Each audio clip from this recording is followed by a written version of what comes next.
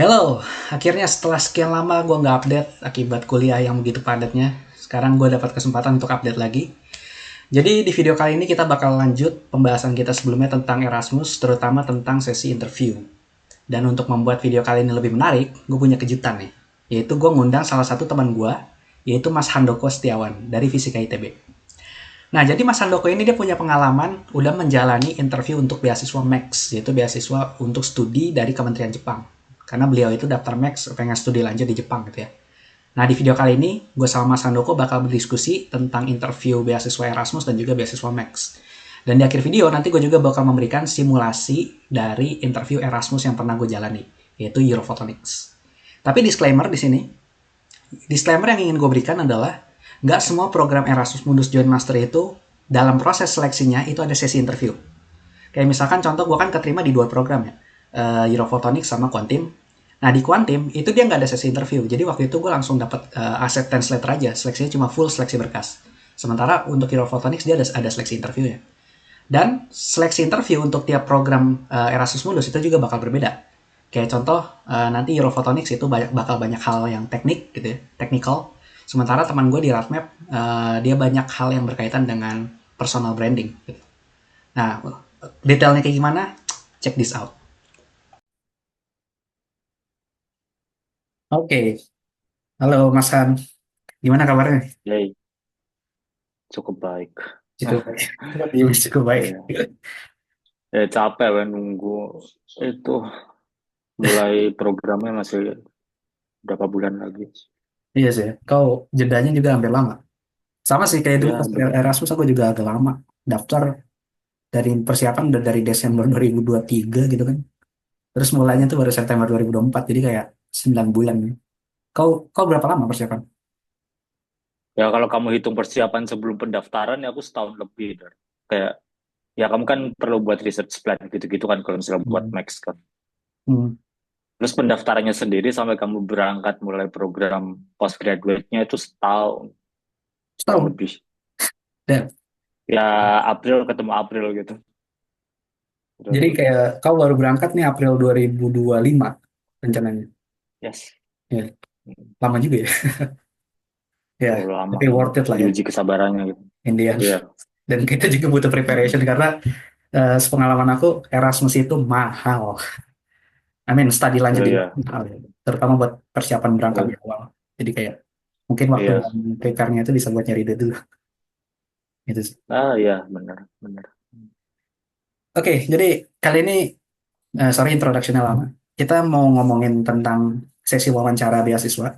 Dan karena pengalaman gue itu dari Erasmus, jadi gue bakal sharing tentang pengalaman beasiswa gue di Erasmus. Sementara Mas Han di sini guest star kita, karena pengalamannya di beasiswa Max dari pemerintah Jepang gitu ya. Kita bakal nanya beberapa hal tentang Max ke Mas Han. Mungkin mulai dari aku dulu kali ya, biar kebayang gitu Boleh. perbedaannya. Jadi waktu di Erasmus itu yang perlu aku tekankan adalah nggak semua beasiswa Erasmus itu dia ada ininya, ada apa sih namanya, ada sisi wawancaranya ketika proses pendaftaran. Ada Erasmus yang ada proses pendaftaran, proses wawancaranya, ada Erasmus yang nggak ada proses wawancaranya.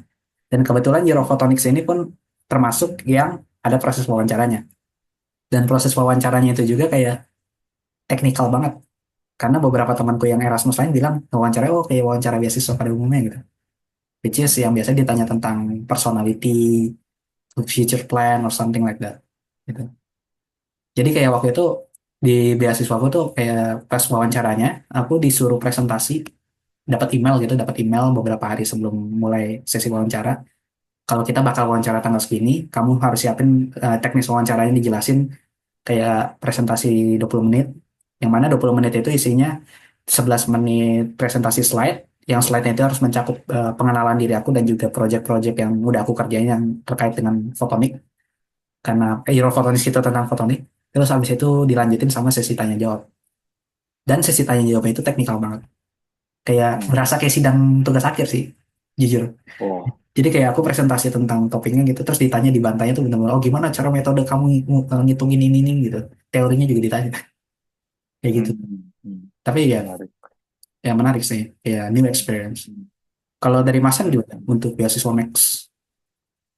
Ya, sebenarnya aku bisa bilang kurang lebih untuk format atau kau bisa bilang kayak sejenis materi ujiannya kalau kita pakai bahasa kuliah gitu ya. Ya itu kurang lebih sama kayak ya pertama kamu disuruh cerita tentang background kamu seperti apa, terus ya motivasi kamu milih negara ini apa gitu misalkan. Terus kayak kenapa negara ini gitu. Terus ditambah kalau Max itu mungkin ya kurang lebih sama kayak kamu juga sih. Kamu kan tadi katanya disuruh persiapin slide tentang ya background research project kamu gitu kan yang udah pernah kamu lakuin gitu. Ya kalau di Max kamu di awal itu memang dari awal di strictly ditulis di websitenya atau memang pada umumnya kamu itu disuruh buat yang namanya research plan kan di awal Hmm. sebagai dokumen dokumen buat daftar gitu. Itu dokumen yang bakal penting sekali buat keseluruhan proses ini gitu.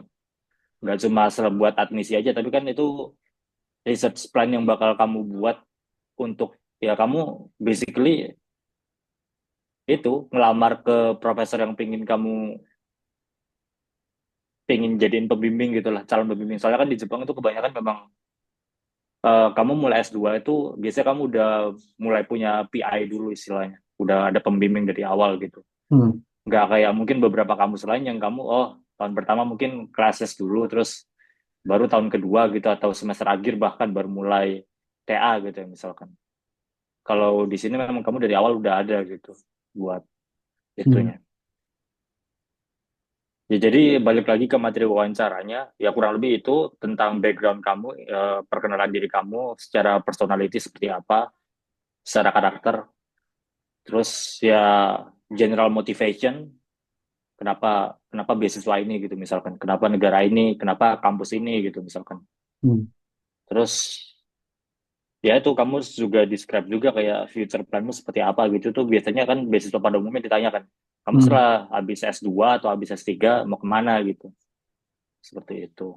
Atau Hmm. mungkin ditanya juga kayak misalkan nggak tahu kalau di kamu ditanyain juga atau enggak kayak ada backup plan nggak kalau misalnya nggak dapet beasiswa ini gitu kan. Soalnya kan kita tahu yang namanya beasiswa itu apa aja, entah itu Max atau mungkin LPDP dan yang kamu Erasmus itu kan pasti kompetitif kan. Peminatnya pasti banyak dan kuotanya pasti dikit gitu. Ya maksudnya Ya, nggak sebanyak itu kuotanya gitu. ya. Jadi biasanya pasti kadang ditanya juga tuh backup plan-nya seperti apa gitu misalkan. Hmm. Ya kurang lebih sama sih aku bisa bilang. Cuman cuma beda format itu aja sih, format sama durasi atau gimana. Hmm. Kurang lebih materinya sama sih. Berapa lama tuh durasinya kalau Max pas wawancara kamu itu? Kalau aku kemarin cuma sekitar 20 sampai 30 menitan gitu loh buat Oh. referensi. Tapi nggak tahu untuk yang periode-periode sebelumnya tuh nggak tahu bisa jadi beda gitu tergantung tiap tahunnya seperti apa gitu. Nggak pasti sih. Ya tapi aku bisa bilang mungkin ya kurang lebih 20 sampai 30 menit lah. Hmm. Berarti mirip-mirip sama Erasmus ya, sekitar 20 menitan gitu. Hmm. Kau, oh ya, waktu aku wawancara di Erasmus itu, aku diwawancara sama dua orang. Jadi Hmm. dua orangnya itu kayak profesornya itu dari kampus masing-masing. Kan Erasmus ada banyak Hmm. kampus Ya. di dalam satu program. Jadi yang satu tuh dari kampus Aix Marseille waktu itu, Hmm. yang gimana sekarang aku ini lagi mulai semester satunya, sama satu lagi itu dari kampus namanya kampus Vilnius University, itu dari Lituania. Yang mana nanti semester 3 aku bakal sana. Lah, Hmm. jadi kayak kebetulan banget gitu. Diwawancaranya sama orang Hmm. kampusnya aku datengin. Nah, kalau kau Hmm. itu yang wawancara, apakah dari kampus, kau daftarnya ke kampus mana kemarin? Todai atau Tokyo Tech ya? Iya. Oh ya, Tokyo Tech. Nah, itu Hmm. pewawancaranya dari Tokyo Tech atau dari Japanese Embassy-nya gitu, dari apa pemerintah Jepang? Sama berapa orang yang wawancara? Enggak. Oh, ya yang wawancara sebenarnya nggak dari luar sih. Itu semuanya dari yang di Indonesia bos. Cuma memang dari tiap tahun kan beda. Kayak yang kamu tanyain tadi jumlah pewawancaranya berapa itu aku nggak tahu. Hmm. Maksudnya tahun-tahun sebelumnya ya kan. Itu kayaknya aku pernah baca beda deh sama yang tahun gue gitu. Pernah ada yang misalkan satu tahun satu sesi wawancara tuh ada yang sampai 5 kadang pewawancaranya gitu. Tapi untuk yang aku sendiri itu kemarin yang aku rasain itu ada 3 cuma pewawancaranya. Hmm.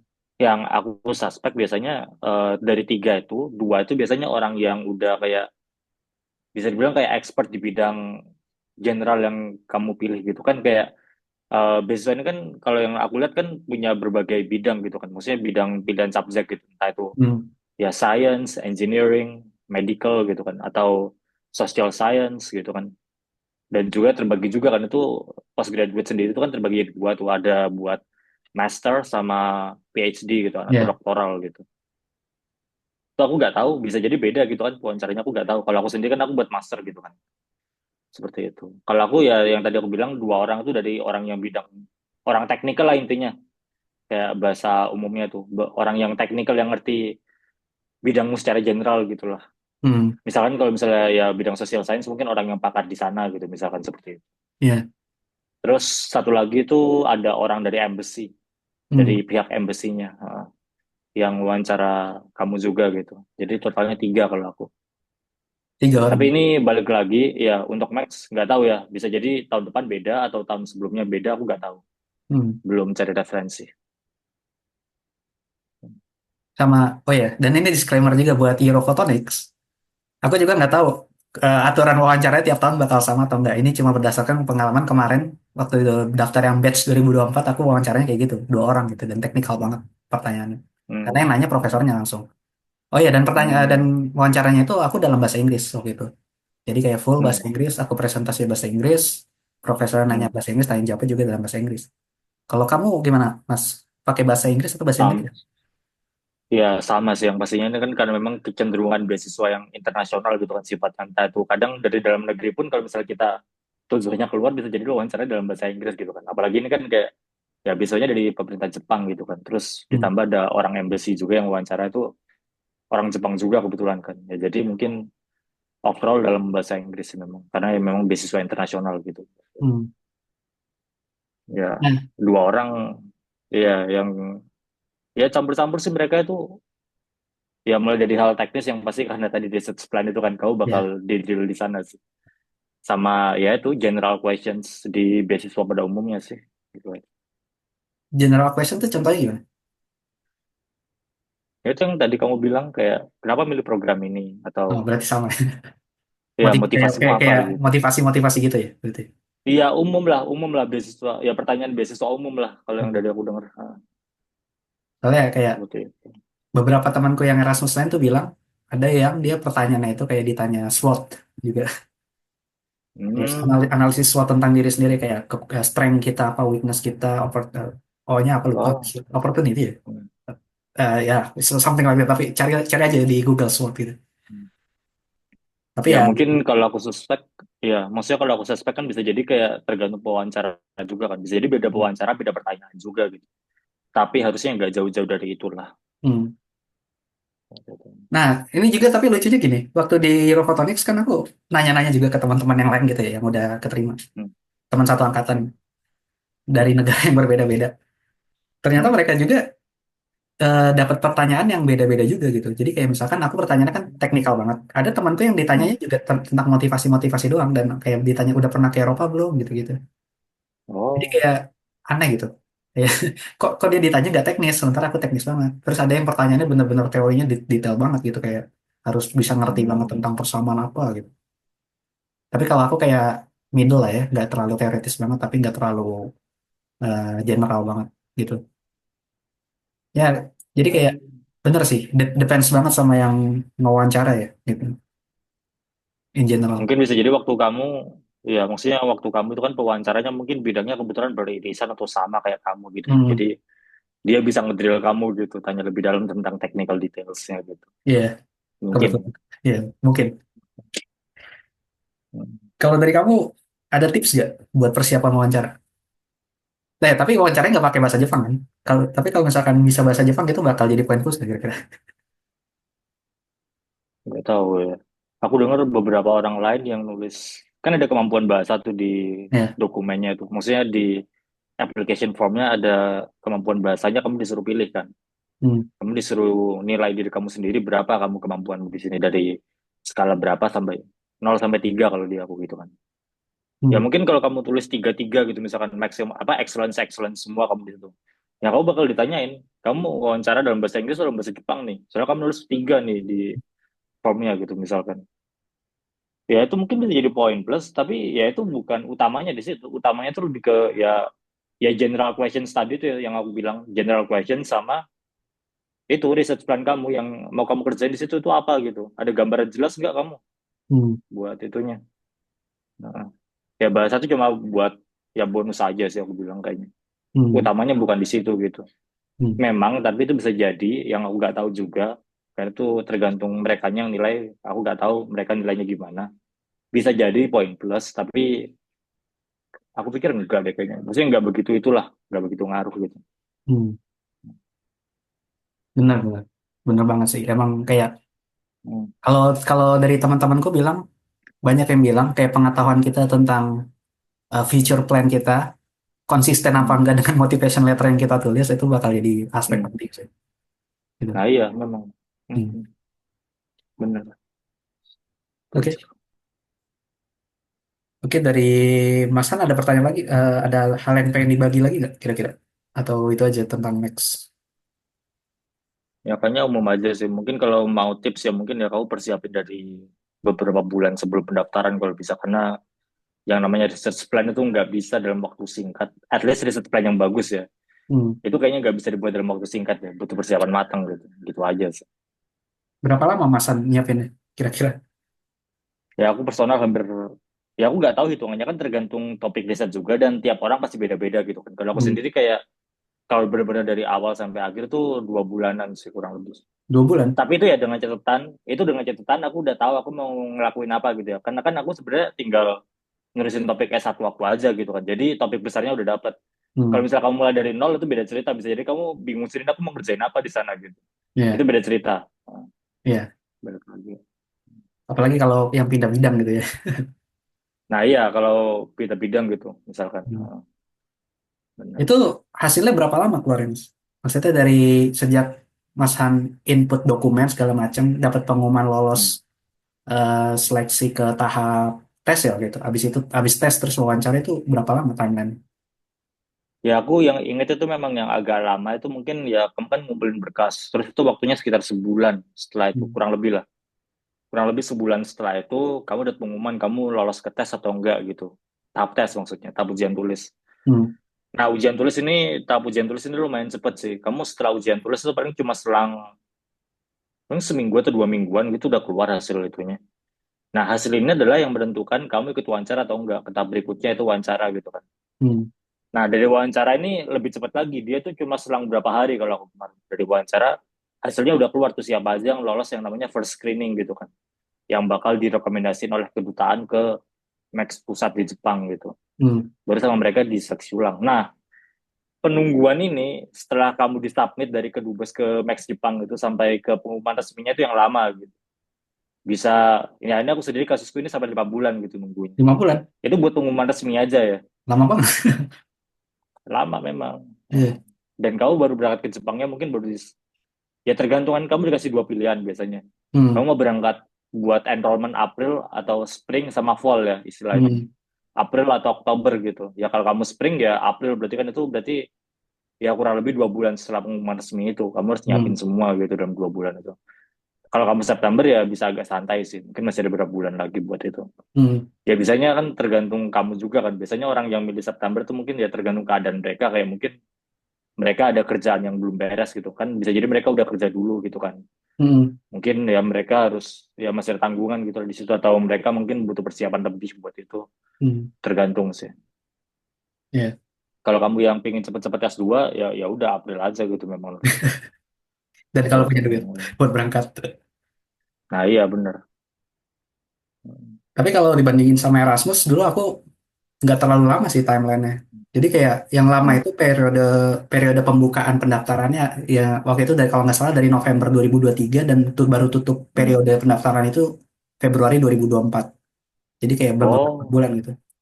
Dan dari Februari itu awal Februari itu Hmm. pertengahan Maret sekitar tanggal 20-an gitu udah belasan aku lupa.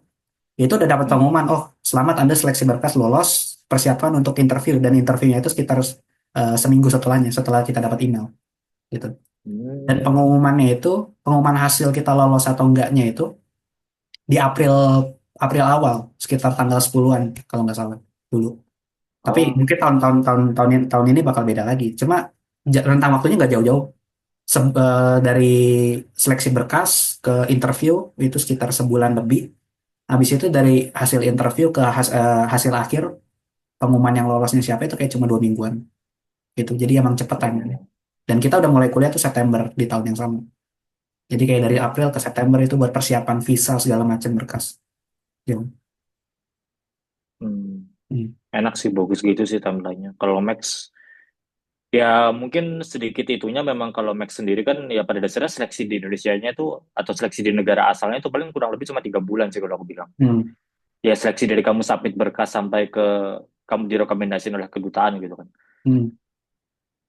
Memang. Tapi ya itu masa nunggunya itu yang lama setelah itu memang. Kamu harus mau nggak mau harus sambil nyiapin juga itu kayak ya kalau kamu belum buat paspor ya kamu harus buat paspor gitu. Mungkin sambil belajar bahasa juga atau gimana gitu. Hmm. Ya, penting banget Gitu tuh ya. belajar Mungkin bahasa. sambil review. Ya atau kamu sambil review materi kalau misalnya kamu masih align gitu kan materinya kan aku fisika lanjut ke electrical engineering gitu. Tapi pada dasarnya kan lebih banyak fisikanya gitu kan karena aku terusin topik S1 ku yang ya kan aku main di kuantum-kuantuman gitu kan memang. Jadi Hmm. memang itu sih harus kuat ya dari kuantumnya atau mungkin dari IM-nya gitu atau dari ya kamu harus belajar lagi karena kita di S1 kan kemarin kita nggak dapat atomic physics tuh. Hmm. Padahal atomic physics tuh termasuk core subject gitu kan Ya. di topik risetku gitu. Jadi aku harus belajar lagi dari awal gitu. Gitu. Ya Hmm. tapi kita dapat privilege sebagai physics graduate kan kita cukup fleksibel gitu kan maksudnya. Gitu Harusnya kan. ya. Harusnya. Iya, benar. Ya oke, Tapi mungkin itu aja karena Zoom aku nggak premium dari dulu waktu itu mau habis. Jadi thank you very much Mas Han udah mau ya, nyempetin thank waktu juga buat you. hadir dan ya Hmm, hmm. kita selisih waktu di Indonesia sama di sini. Akhirnya aku siang-siang di Mas Han udah malam. Jadi makasih banget Gak apa-apa. nyempetin waktunya. Sip, sip, sip. Oke, mungkin Thank gitu you. aja. Hmm. Goodbye, eh, Mas Han dan thank you very much. Dan good luck persiapannya dan semoga semoga lancar sampai berangkat nanti ya. Kabar-kabarin lagi kalau udah Thank berangkat. you. Nah, Good luck juga. ya, bye-bye. Jadi itu tadi adalah sesi diskusi gue bersama Mas Handoko. Nah, gue juga udah ngebuat video simulasi interview bersama Mas Handoko, yang mana Mas Handoko itu bertindak sebagai interviewernya, dan gue bertindak sebagai diri gue sendiri selama proses interview. Dan video ini dibuat berdasarkan pengalaman gue di interview Europhotonics sebelumnya. Kira-kira gimana interviewnya? Nah, check this out. Tuh. Okay. Good afternoon, Mr. Dharma. And thank you for your time to attend the interview session today. Could you please introduce yourself and then you can follow that with your presentation that you had already prepared. Okay, thank you very much for your time. My name is Dharma Prastia Permana, and let me share my slide first. Okay. Okay, can you see it? Yes. Okay, nice. Okay, I would love to introduce myself. My name is Dharma Prastia Permana. I was born on March 14, 2001 in Indonesia, and I have Indonesian nationality. For my education, I completed my Bachelor of Science degree in Physics from Institut Teknologi Bandung, where I graduated on October 2023 with the GPA of 3.5 out of 4. And Institut Teknologi Bandung is one of the famous institute in my country. It has a good global ranking and also local ranking, especially in the field of physics. During my bachelor years, I did a lot of stuffs, but one that is very important to me that introduced me to the field of photonics is the research internship that I did in the Korean Advanced Institute of Science Technology, or KAIST. There, I did an internship in the sub-wavelength optics laboratory, supervised by Professor Min Kyo So, and there I did the study of lithium niobate polycoupler ring resonator. I did the simulation and also experimental study of this device. For my bachelor projects, I did a thesis which titled For Wave Mixing in Asymmetric Double-Striped Silicon Nitride Ring Resonator under the supervision of Professor Alexander Iskandar from ITB and also Professor David Marpaung from the Nonlinear Nanophotonics University of Twente. Why I choose this topic is that because forward mixing has a lot of applications, and one of the most important application that I'm very interested with is that we can convert continuous wave pump photons into entangled photon pairs, which is very important because it can be used as a qubits and also quantum information processing. However, To generate a quantum photon pair from the continuous wave using the Fourier mixing process, we are usually required a high input power because the Fourier mixing process is like a third order nonlinearity, which is very weak in nature. And one way to enhance the power, the optical power of our device is using ring resonator for the field enhancement. And the other advantages of using the ring resonator is that each of the photons that interact inside the materials, which is the palm photon, idler photon, and also the the palm photon, signal photon, and the idler generated photons, will have the frequency that match the resonance frequency of the ring resonator itself. And to make a good ring resonator to utilize it for the Fourier mixing process, we have to choose two kind of stuff. The first one is the material, the choice of material. We have to choose the right material with strong third order nonlinearity and also low nonlinear loss. And also we have to choose the right geometry because the nonlinear process also depends highly on the geometry of the waveguides that we are using to build the ring resonator platforms. And to calculate the nonlinear interaction, which is the nonlinear coefficient that determine the strength of the nonlinear interaction between each photon in our structure, I use three different model because each of the model has different advantages and they are derived from different approximations. So I want to choose which model is the most accurate one to describe this kind of phenomena. I have presented my results, some part of it in the International Symposium on modern optics and its applications in Bandung on August 2023. And there I received the Best Oral Presentation Award, which is I am very proud of because I was the only bachelor student back then, while the other oral presenter were PhD and senior researcher level. And I also presented the other part of my research in the 10 ASEAN Physics Symposium on October 2023. Although I have a lot of stuff that I've done in my bachelor, I still face a lot of obstacle that motivates me to join this program. One of the biggest obstacle that I've found is that doing simulation alone is not enough because I found that no model of nonlinear interaction coefficient can consistently predict the accurate experimental value of the nonlinear interactions.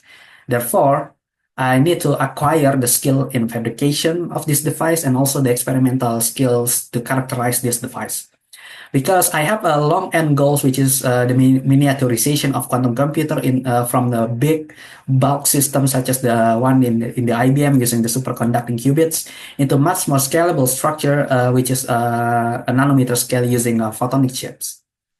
Other than that, I also have a lot of things to explore. I want to explore a lot of things in the world of photonics because there are many kind of things in the photonics that I want to do to make a good contribution into this field, such as, let's say, the attosecond phenomena, bound state in the continuum, optomechanical system, and so on.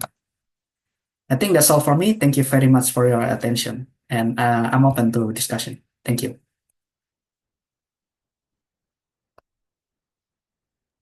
Okay, thank you so much, Dharma, for your presentation. It was really well done. And I would like to ask some questions, I guess.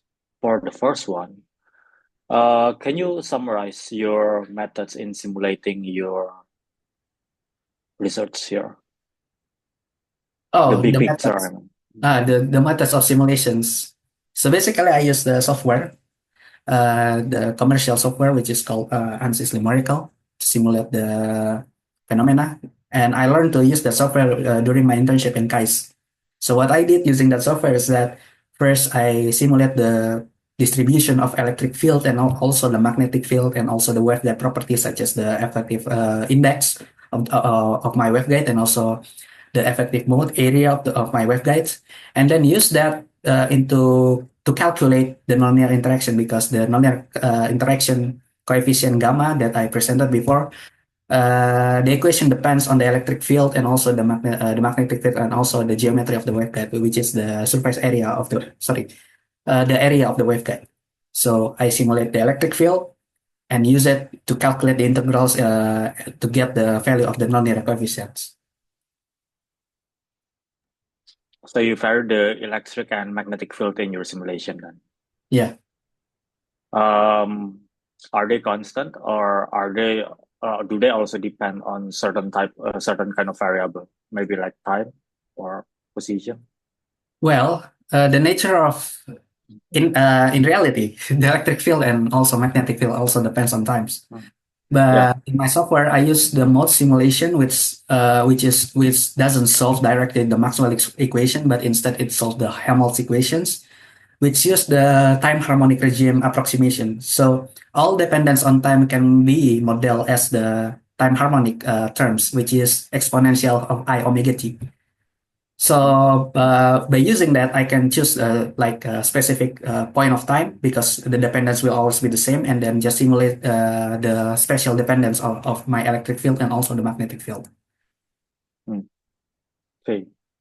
Maybe one more question about, okay, can you show your presentation again? More specifically on the slide number 5.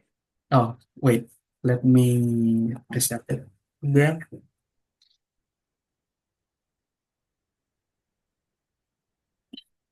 Wait, a little bit lagging. Sorry. Slide number 5. This one.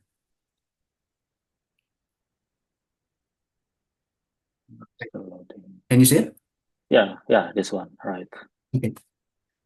So I'm quite interested in this phase matching condition. Yeah. I assume that this condition has to involve some kind of, the conservation of momentum, right? Particularly Right. the photons here. Yeah. Do you like also control the direction of the photon in the simulation? And if you do, how do you do it in your simulation? I didn't do that because in my theory, I calculate everything in a waveguide, which is in the guided optics regimes. So it's not like I was using a bulk system laser where the direction of the photon can scatter everywhere. In the optical waveguide, the direction of the photon flow approximately in only one way, which is the direction of the waveguide propagations or the z-axis only. So the conservation of momentum, I can say that approximately it doesn't depends on the direction of the photon because the photon only come one way. So if I inject the pump photon from this way, the general photon will also go this way. But the other thing that's also contribute to the phase matching conditions is not only the direction but also other property of the waveguide, which is more important, such as the dispersion property of the waveguide. Uh, but in my case, in my study, I didn't calculate the contributions of the dispersive property. So I just assumed that they are indeed match the phase matching conditions. Okay. Okay, thank you for your answer. I guess we can leave the technical details or technical questions for now. I would like to continue with some other questions regarding the your overall plan or general plan for your study in the Europe. Yeah. First, why did you choose Europe in the first place? Why not other countries like, let's say, in the US or other countries in Asia? Why Europe? I guess. Why Europe? That is a hard question, to be honest. But why I'm particularly interested in Europe because Europe is at least during the last 5 years, and also maybe for the next 10 years, I guess. I saw that Europe has a lot of potential in the field of photonics because every country, especially from Netherlands and also maybe Germany, they have a lot of fundings in the field of photonics to build the fabrication facilities and also to fund the research in the academia. And also, what I like the most about Europe is that the contribution of academia in the field of industry is like very strongly correlated. It's not like that we are doing research only in academia and leave the results of our research nowhere. But it's like because we have a strong collaboration between industry and academia in Europe, our research can be useful not only to advance the fundamental knowledge of physics, but also for the real world application that can be directly used. Okay. So, regarding your field of research or what you are planning to do there, um, can you like try to explain to a layperson who doesn't really have any background in physics about your work and how, yeah, like the main thing is on how applicable is it in real world, like the real world application example. Well, for example, the most basic example in the field of physics which related to photonics is the fiber optics. We use optical fibers to transfer information from thousands of miles with the high-speed communications. And the invention of fiber optics also involves the idea of the guided optic systems, which is similar to the waveguide system. So that's one of the biggest applications. And also in my case, I want to realize the quantum computers in much more scalable scale, which means that one day we will maybe have a quantum computer like, let's say, at the size of our laptops that everyone can use to do much more advanced stuff that not everyday classical computer can use. So I think that's how I explain it to the uh, normal people that doesn't know about this field. Okay, thank you. For the next question would be your future plan or your goal after finishing your master's study in this in the Europe in this program. What is your plan? My plan for the future. So I have a lot of interest, a deep interest in academia world, and I also wanted to be a researcher in the future, either in the Europe or maybe came back to my country after I graduated. So after I finish from this master program, I will go directly to PhD level because it is very important to become a good academia, to become a good researcher, to do the research in the PhD first. Okay, so I guess you also will continue to the postdoctoral activities, and then yeah, you can become the full-time academia Yeah, after. of course. And even if it's possible, I will also take the habilitation program maybe in the Germany. Mm, sounds good. Thank you. And maybe my last question because of the time. So, you know that this scholarship program is very competitive, right? So there's a chance that you may not be able to secure the full scholarship, but there's also a chance that you also get accepted, even though without the scholarship itself. Will you still enroll in this program, even if it is without the scholarship? No, I will not enroll into this program without a scholarship because funding is also my big constraint of why I am choosing this Europhotonics program. And to be honest, other than this Europhotonics program, I also applied to another Erasmus program and also PhD program. But Europhotonics is like my first priority. But if I cannot get the funding in here, maybe I will choose it, shift it into my second or third priority based on the fundings and also the alignment with my research prospect. Okay. Okay, I think that concludes the questions from me. Um, do you have any questions about the scholarship program itself? So I've been very interested in doing research during my bachelor years, and I'm planning to do that also in the master study program. Is it possible for me to start another research project, let's say with the professor during my stays in the master programs? Yes, you have the chance to do that as long as the professor accepts you and you can manage your time, balancing between your mandatory classes during the program as well as the project that you want to do. You have the opportunity to do that. Okay, that's very good. I'm very interested with that. So thank you very much. Yeah, good. Is there another question? I think that's all for now. Okay, so that concludes our interview today. Thank you, Dharma, for the time and have a good day. Okay, thank you very much for this opportunity, and I hope I can see you. Goodbye. Thank you. Goodbye. Oke, jadi itu semua sesi diskusi gue dengan Mas Handoko dan juga sesi simulasinya. Sebelum gue mengakhiri video ini, ada pesan terakhir yang ingin gue berikan, yaitu just be confident with yourself. Menurut gue pribadi, interview dari Erasmus Study Master ini adalah menilai kemampuan bahasa Inggris kita gitu. Jadi nggak usah terlalu peduli dengan aspek-aspek detailnya, ya itu bakal ditanyain. Tapi sebenarnya gimana cara kita mengutarakan pendapat itu yang bakal dinilai. Karena program ini dilaksanakan dalam bahasa Inggris, jadi mereka tuh pengen tahu seberapa mampu kita mencerna pertanyaan, memahami pertanyaan dan juga mendiskusikan pertanyaan kayak gitu, menjawabnya dalam bahasa Inggris juga. Ya, in the end, gak usah peduli masalah grammar, confident aja sama vocabulary yang kita punya, and then speak loudly, speak with confidence, and just do your best. And I hope you will make it. Okay, see you for the next video. Bye bye.